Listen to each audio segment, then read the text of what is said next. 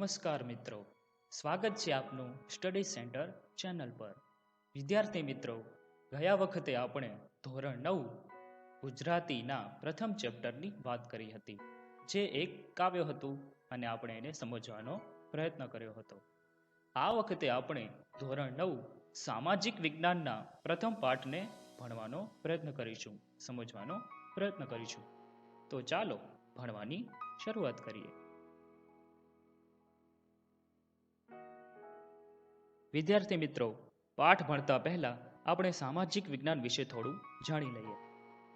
ધોરણ 9ની સામાજિક વિજ્ઞાનની ચોપડી 3 એકમોમાં વહેંચાયેલી છે. એકમ 1 20મી સદી, વિશ્વ અને ભારત. આ એકમમાં 20મી સદીમાં વિશ્વની મુખ્ય ઘટનાઓની સાથે ભારતના સ્વાતંત્ર્ય સંગ્રામના અભ્યાસ પર ધ્યાન કેન્દ્રિત કરવામાં આવ્યું છે. એકમ 2 આધુનિક રાષ્ટ્રનું નિર્માણ. સ્વાતંત્ર્ય પછીના સમયમાં ભારતની પુનર્રચના, ભારતના બંધારણનું ઘડતર, તેના મુખ્ય લક્ષણો, ભારતીય સરકારનું માળખું, મૂળભૂત હક્કો, ફરજો અને ભારતીય લોકશાહી વગેરે મુદ્દાઓની ચર્ચા આ એકમમાં કરવામાં આવી છે. એકમ 3 ભારત ભૂમિ અને લોકો. આ એકમમાં ભારતની ભૂમિ, પ્રાકૃતિક સૃષ્ટિ અને લોકો, ભારતના સમૃદ્ધ સંસાધનો અને કુદરતી પર્યાવરણ વગેરે મુદ્દાઓની ચર્ચા કરવામાં આવી છે.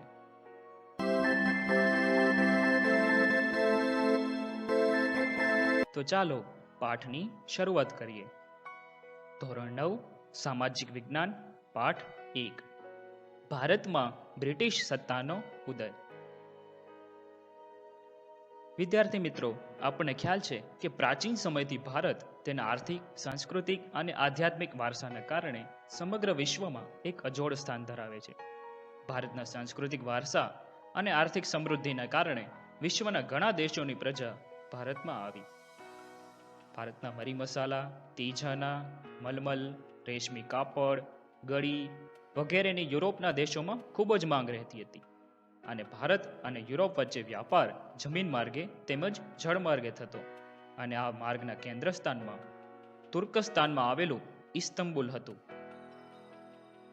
પરંતુ તુર્ક મુસ્લિમોએ ઈસવીસન 1453માં ઇસ્તંબુલ જીતી લીધું. આથી ભારત અને યુરોપ વચ્ચેનો માર્ગ બંધ થયો. આથી નવા જળમાર્ગ શોધવાની જરૂરિયાત ઊભી થઈ.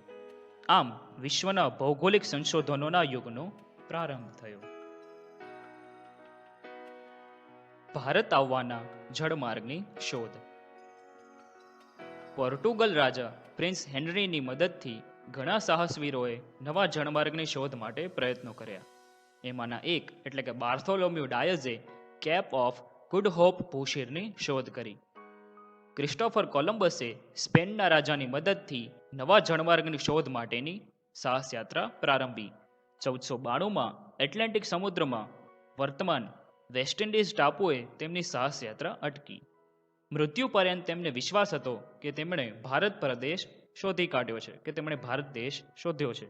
પણ ત્યારબાદ અમેરિકો વેસ્પુચીએ તેમણે જે પ્રદેશ શોધ્યો તેની સ્પષ્ટતા કરી અને તેમણે શોધેલો નવો પ્રદેશ આજે અમેરિકા તરીકે ઓળખાય છે. મિત્રો, બાજુના નકશામાં આપણે જોઈ શકીએ છીએ કે કયો જળમાર્ગ કેવી રીતે ભારત દેશ સાથે જોડાયેલો છે અને કેવી રીતે ભારત દેશ સાથે અલગ અલગ દેશો જળમાર્ગે વ્યાપાર સાથે જોડાયેલા હતા. ત્યારબાદ પોર્ટુગીઝ નાવિક વાસ્કો દ ગામાએ ઈસવીસન 1498માં ભારતના જળમાર્ગની શોધ કરી. ભારતીય ખલાસીની મદદથી તેઓ કાલિકટ બંદરે ઉતર્યા. ત્યાંના રાજા સામુદ્રિકે, કે જેને ઝામોરિન નામથી પણ ઓળખવામાં આવે છે, તેણે વેપાર કરવાની છૂટ આપી. આમ યુરોપવાસીઓ માટે ભારત આવવા માટેના દ્વાર ખુલી ગયા. ક્રિસ્ટોફર કોલંબસે અમેરિકાની શોધ કરી અને વાસ્કો દ ગામાએ ભારત આવવાના જળમાર્ગની શોધ કરી. ત્યારબાદ એક નવો મુદ્દો શરૂ થાય છે. ભારતમાં યુરોપીય પ્રજાનું આગમન. ભારતમાં અંગ્રેજી યુરોપીય પ્રજા કેવી રીતે આવી, ક્યાં ક્યાં અને ક્યારે ક્યારે મથકો સ્થાપ્યા તેના વિશે. જળમાર્ગની શોધ થઈ ત્યારબાદ સૌપ્રથમ પોર્ટુગીઝ પ્રજા ભારતમાં આવી. 100 વર્ષમાં દીવ, દમણ, ગોવા, કોચીન, મલાક્કા વગેરે પ્રદેશો તેમણે પોતાના હાથ નીચે નિયંત્રિત કરી લીધા. પોર્ટુગીઝ પ્રજા ભારતમાં વ્યાપાર કરવામાં સફળ નીવડી આ જોઈને હોલેન્ડના ડચ અને ડેનમાર્કની ડેનિશ આ બંને પ્રજા ભારતમાં વ્યાપાર કરવા માટે આવી. ઇંગ્લેન્ડે પણ ભારત સાથે વ્યાપાર કરવા ઈસ્ટ ઇન્ડિયા કંપનીની સ્થાપના કરી. ઈસવીસન 1600માં રાણી એલિઝાબેથની પરવાનગી મળતા ઈસવીસન 1608માં પ્રથમ મહાન વિલિયમ હોકિન્સની આગેવાનીમાં વ્યાપાર કરવા માટે સુરત આવ્યું. પોર્ટુગીઝ પ્રજાના વર્ચસ્વના કારણે તેમને શરૂઆતમાં વ્યાપાર કરવા માટે રજા મળી નહીં, પણ ત્યારબાદ મુઘલ બાદશાહ જહાંગીર તરફથી પરવાનો મળતા સુરતમાં બ્રિટિશ ઈસ્ટ ઇન્ડિયા કંપનીની પ્રથમ કોઠી તેમણે ઈસવીસન 1613માં સ્થાપી. તેમણે સુરત, ભરૂચ, અમદાવાદમાં મથકો સ્થાપ્યા, પણ મરાઠી સત્તાના પ્રભુત્વના કારણે તેમણે દક્ષિણ અને પૂર્વ દિશામાં Machilipatnam, Saint George, fort William વગેરે જગ્યાએ પોતાની વ્યાપાર માટેની કોઠીઓ સ્થાપી. વિદ્યાર્થી મિત્રો, આપણે નકશો જોઈ શકીએ છીએ કે ફિરંગીઓએ, ફ્રેન્ચ અને અંગ્રેજોએ ક્યાં ક્યાં પોતાની વ્યાપાર કરવા માટેની કોઠીઓ સ્થાપી છે. આ આપણે અહીં સ્પષ્ટપણે જોઈ શકીએ છીએ. બ્રિટિશ ઈસ્ટ ઇન્ડિયા કંપનીએ મુંબઈ ખાતે ઈસવીસન 1687માં વ્યાપાર માટેનું વડું મથક સ્થાપ્યું. ઈસવીસન 1668માં ફ્રેન્ચ ઈસ્ટ ઇન્ડિયા કંપનીનું વ્યાપાર કરવા માટે ભારત દેશમાં આગમન થયું. તેમણે સમય જતાં માહે, કરાઈકલ, પોંડિચેરી, ચંદ્રનગર, મછલીપટ્ટમ વગેરે પ્રદેશોમાં પોતાના વેપારી મથકો સ્થાપ્યા. 18મી સદીમાં અંગ્રેજો અને ફ્રેન્ચો વિશ્વભરમાં પોતાની સત્તા સ્થાપવા અને સંસ્થાનો મેળવવા માટે બહુ જ સક્રિય હતા. આથી ભારતમાં પણ 1746 થી 1763 વચ્ચે બ્રિટિશ ઈસ્ટ ઇન્ડિયા કંપની અને ફ્રેન્ચ ઈસ્ટ ઇન્ડિયા કંપની વચ્ચે સત્તા મેળવવા માટે 3 કર્ણાટક વિગ્રહ થયા. ફ્રેન્ચ ઈસ્ટ ઇન્ડિયા કંપનીનો બ્રિટિશ ઈસ્ટ ઇન્ડિયા કંપની સામે પરાજય થયો અને અંતે ફિરંગીઓ પાસે દીવ, દમણ, ગોવા અને ફ્રેન્ચો પાસે ચંદ્રનગર, કરાઈકલ, પોંડિચેરી જેવા પ્રદેશો રહ્યા અને ડચ પ્રજા કાયમ માટે ભારત દેશમાંથી વિદાય પામી. વિદ્યાર્થી મિત્રો, આપણે અહીં જોઈ શકીએ છીએ કે ઉપર ફ્રેન્ચ ઈસ્ટ ઇન્ડિયા કંપનીનો લોગો છે, એટલે કે સિમ્બોલ છે, અને નીચે બ્રિટિશ ઈસ્ટ ઇન્ડિયા કંપનીનો સિમ્બોલ કે લોગો છે. વિદ્યાર્થી મિત્રો, ત્યારબાદ નવો મુદ્દો છે પ્લાસીનું યુદ્ધ. યુદ્ધ તારીખ 23 જૂન 1757 અને જગ્યા મુર્શિદાબાદથી 38 કિલોમીટર દૂર. બંગાળમાં સિરાજુદ્દૌલાનું શાસન હતું. તેના ઉતાવળિયા સ્વભાવને કારણે રાજ્યમાં તેના કેટલાક વિરોધીઓ પણ હતા. આ નવાબની પરવાનગી લીધા વગર ઈસ્ટ ઇન્ડિયા કંપનીએ રક્ષણના બહાને પોતાની વેપારી કોઠી ફરતે કિલ્લેબંધી કરી. રાજાને સમાચાર મળ્યા અને તેણે તે કોઠી તોડી પાડી. આ સમાચાર ચેન્નઈ પહોંચ્યા અને ચેન્નઈથી કોલકાતામાં જે વેપારી કોઠી છે તેની મદદ કરવા માટે એક સૈન્ય રોબર્ટ ક્લાઇવ સાથે કોલકાતા આવ્યું. ઈસ્ટ ઇન્ડિયા કંપનીનું સૈન્ય શક્તિશાળી તો હતું, પણ જીત સરળ ન લાગતા રોબર્ટ ક્લાઇવે દગાખોરીનો આશરો લીધો. તેણે ષડયંત્રમાં સેનાપતિ મીર જાફર અને શેઠ અમીચંદને સામેલ કર્યા. બંગાળના નવાબ સિરાજુદ્દૌલાના સેનાપતિને જ ષડયંત્રમાં સામેલ કરવામાં આવ્યો અને કંપનીને રાજા નડે છે એવા બહાને પ્લાસી ગામ પાસેના મેદાનમાં યુદ્ધ જાહેર કર્યું. પહેલેથી જે યોજના નક્કી કરેલી હતી એ પ્રમાણે સેનાપતિ મીર જાફર નિષ્ફળ થયો અને સિરાજુદ્દૌલા હાર્યો. કંપનીને 24 પરગણાની જાગીર મળી અને મીર જાફરને બંગાળનો નવાબ બનાવવામાં આવ્યો. આમ કંપની શાસનનો ભારતમાં પાયો નખાયો. ત્યારબાદ બીજું યુદ્ધ છે બક્સરનું યુદ્ધ. તારીખ છે 22 ઓક્ટોબર 1764. અંગ્રેજોએ મીર જાફરને બંગાળનો નવાબ બનાવી તેની પાસેથી જુદા જુદા બહાના નીચે પુષ્કળ ધન અને વધુ અધિકારો મેળવ્યા.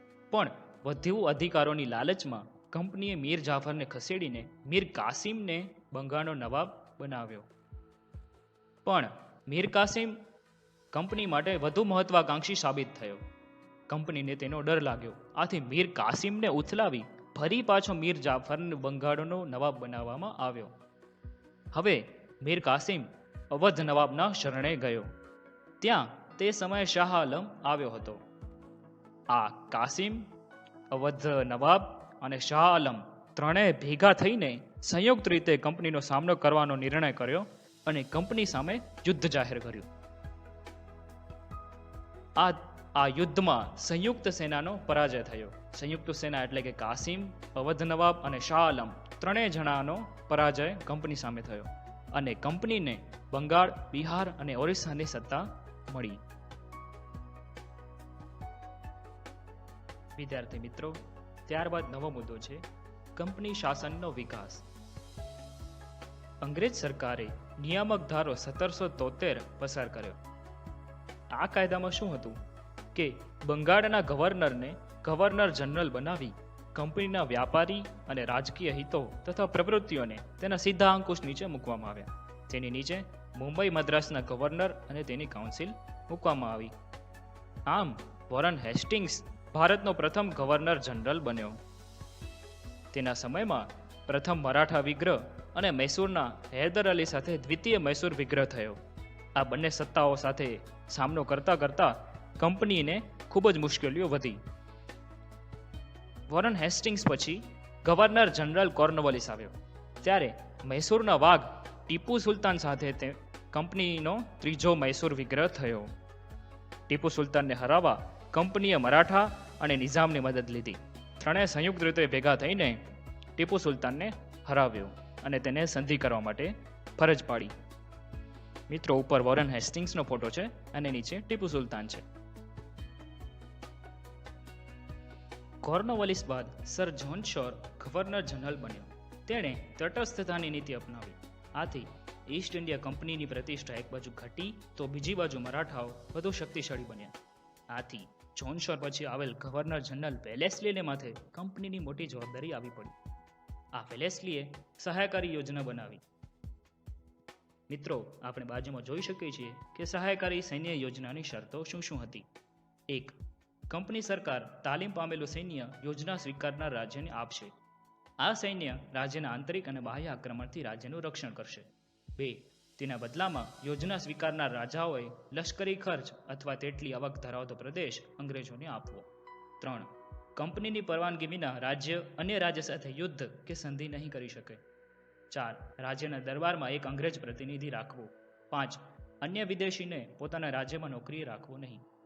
યોજના અપનાવેલ રાજ્યો અને શાસકોમાં નિઝામ, મૈસૂર, અવધ, ગાયકવાડ, સિંધિયા, ભોંસલે અને હોલકરનો સમાવેશ થાય છે. આ સહાયકારી યોજના મીઠા ઝેર સમાન હતી. આ યોજના સ્વીકારવાની ટીપુ સુલતાને ના પાડી. આથી વેલેસ્લીએ નિઝામનો સાથ મેળવી મૈસૂર ઉપર 1799માં આક્રમણ કર્યું અને ટીપુ સુલતાન મૈસૂરના ચોથા વિગ્રહ દરમિયાન લડતા જ મૃત્યુ પામ્યો. વેલેસ્લી બાદ ભારતમાં ગવર્નર જનરલ તરીકે હેસ્ટિંગ્સ આવ્યો. એણે નેપાળ સાથે યુદ્ધ કરી ગુરખાઓનો લશ્કરમાં સમાવેશ કર્યો. આ હેસ્ટિંગ્સે પિંઢારાઓ સાથે યુદ્ધ કરી તેમને અંકુશમાં લઈ લીધા. ત્યારબાદ ત્રીજો મરાઠા વિગ્રહ કર્યો અને ત્યારબાદ કંપનીની સર્વોપરિતા સ્થપાઈ ગઈ. વિલિયમ બેન્ટિક ભારતમાં ઉદાર ગવર્નર જનરલ તરીકે ઓળખાય છે. અગાઉના ગવર્નર જનરલોએ અપનાવેલી સામ્રાજ્યવાદી નીતિથી રાજ્યોમાં જે અસંતોષ ઊભો થયો હતો અને તે અસંતોષમાંથી એકતા ઊભી ન થાય તે માટે તેણે ઉદારમતવાદી ઘણા બધા કાર્યો કર્યા હતા. ત્યારબાદ ભારતના ગવર્નર જનરલ તરીકે ડેલહાઉસી 1848માં આવ્યો. તે સામ્રાજ્યવાદી માનસ ધરાવતો હતો. કંપનીનો રાજ્ય વિસ્તાર વધારવા તેણે જીત, ઝપતી અને ખાલસા નીતિ અપનાવી. મિત્રો, યાદ રાખજો, જીત, ઝપતી અને ખાલસા નીતિ અપનાવી. તેની એટલે કે ડેલહાઉસીની ખાલસા નીતિ શું હતી તે આપણે બાજુમાં જોઈ શકીએ છીએ. તેણે યુદ્ધ દ્વારા રાજા અપુત્ર અવસાન પામે ત્યારે અને ગેરવહીવટના બહાના નીચે કરજની ઉઘરાણી તળે અને નામ માત્રની સત્તાનો અંત લાવી વગેરે વિવિધ વાતો અને પ્રયોગો દ્વારા પોતાની ખાલસા નીતિનો વિસ્તાર કર્યો. ડેલહાઉસી સામ્રાજ્યવાદી તો હતો પણ સુધારાવાદી પણ હતો. તેના સમયમાં ભારતમાં પ્રથમ રેલવે ઈસવીસન 1853માં મુંબઈ અને થાણા વચ્ચે શરૂ થઈ. ભારત ઇંગ્લેન્ડનો તાર વ્યવહાર, જાહેર બાંધકામ ખાતાની સ્થાપના, અંગ્રેજી કેળવણીની વ્યવસ્થા અને વિધવા, પુનર્વિવાહ અને બાળ લગ્ન પ્રતિબંધક ધારા તેના સમયમાં જ પસાર થયા. હવે મિત્રો, અંતે આપણે કંપની શાસનની આર્થિક અને સામાજિક અસરો વિશે જાણીશું. બ્રિટિશ શાસન ભારતમાં આવ્યું તે પહેલા ભારત આર્થિક રીતે વિશ્વમાં ગૌરવભર્યું સ્થાન ભોગવતો હતો. પણ શાસનના 100 વર્ષના સમયગાળા દરમિયાન ઇંગ્લેન્ડ માટે કાચો માલ પેદા કરનાર અને કારખાનામાં તૈયાર થયેલ માલ માટે બજારની ગરજ સરનારો દેશ ભારત બની ગયો. બંગાળ સુતરાઉ કાપડ, કાચું રેશમ, ખાંડ, શણ અને મલમલની નિકાસ કરતું. પણ તેમની અન્યાયી શાસન પદ્ધતિને કારણે બંગાળની આર્થિક ચમક પણ ઝાંખી પડી ગઈ. કંપનીની અન્યાયી મહેસૂલી નીતિએ ભારતના ખેડૂતને પાયમાલ અને દેવાદાર બનાવી દીધા. અંગ્રેજ સરકારે ઇંગ્લેન્ડના ઉદ્યોગોને મજબૂત કરવા માટે ભારતના કાપડ ઉદ્યોગ પર અન્યાયી જકાતો નાખી. ભારતના હુંડર ઉદ્યોગોને કચડી નાખવા વિવિધ અયોગ્ય કામો અને રીત રસમો અપનાવી, જેથી ભારતના બધા જ ઉદ્યોગો ધંધા પડી ભાંગ્યા. ભારતનો કારીગર ગરીબ અને બેરોજગાર બન્યો. તેમણે એવી અન્યાયી નીતિઓ અપનાવી કે બંગાળના કારીગરો પાસે ટૂંકી મુદતમાં ચોક્કસ જથ્થામાં કાપડ વણી અને પૂરું પાડવાનો કોન્ટ્રાક્ટ લખાવી લેતા, અને કારીગર જો ઇનકાર કરે તો તેને ફટકા મારવાની કે જેલની સજા કરતા. કંપનીના આગમન પહેલાં ભારતના ગામડા સ્વાવલંબી અને સમૃદ્ધ હતા, પણ તેમના શાસન આવ્યા બાદ બધા જ ગામડા ગરીબ અને પરાધીન બન્યા. જો કે ઈસ્ટ ઇન્ડિયા કંપનીના શાસનકાળમાં ઇંગ્લેન્ડ અને ભારત વચ્ચે આગબોટ સેવાની શરૂઆત થઈ અને મુંબઈ, મદ્રાસ અને કોલકાતા જેવા મહાબંદરોનો વિકાસ પણ થયો.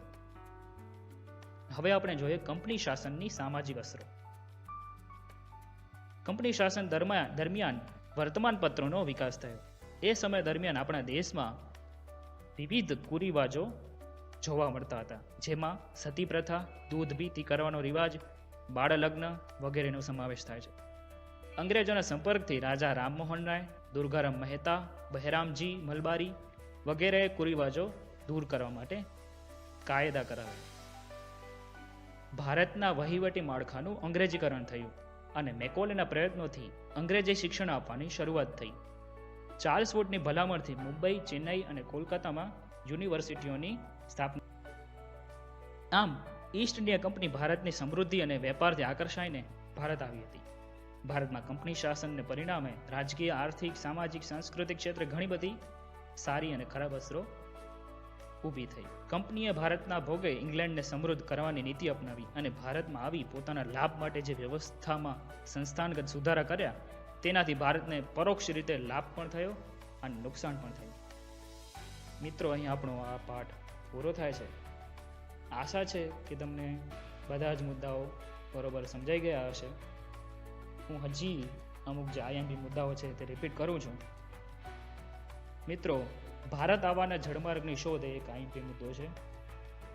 ત્યારબાદ બક્સરનું યુદ્ધ, પ્લાસીનું યુદ્ધ,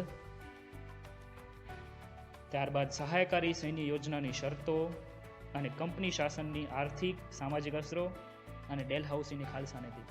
મિત્રો, આ બધા આઈએમપી મુદ્દાઓ છે તે જરૂરથી યાદ કરી લેવા. આશા છે કે આ પાઠ તમે બરોબર રીતે સમજાઈ ગયો હશે અને તમને ભણવામાં મદદરૂપ થશે. ધન્યવાદ. ચાલો તો ફરી આપણે મળીશું આગળના આવતા વિડીયોમાં.